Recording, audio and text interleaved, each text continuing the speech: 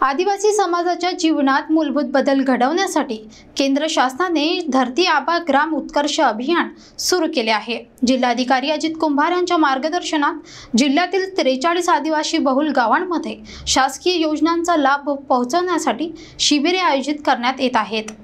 देशातील आदिवासी समाजाच्या सर्वांगीण विकासासाठी केंद्र शासनाने प्रधानमंत्री धरती आबा जनजातीय ग्राम उत्कर्ष अभियान सुरू केले असून त्याची प्रभावी अंमलबजावणी आता अकोला जिल्ह्यात जोरात सुरू झाली आहे।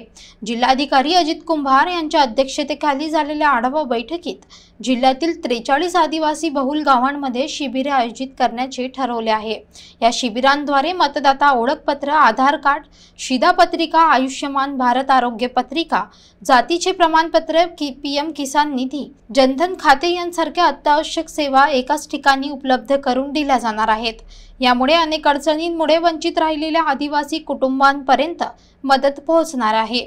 धरती आबा अभियान म्हणजे केवळ माहिती देण्याचे नव्हे तर धरती आबा कर्मयोगी अंतर्गत कौशल्य आणि क्षमता विकासाचेही विशेष प्रशिक्षण गाव पातळीवर दिले जाणार आहे।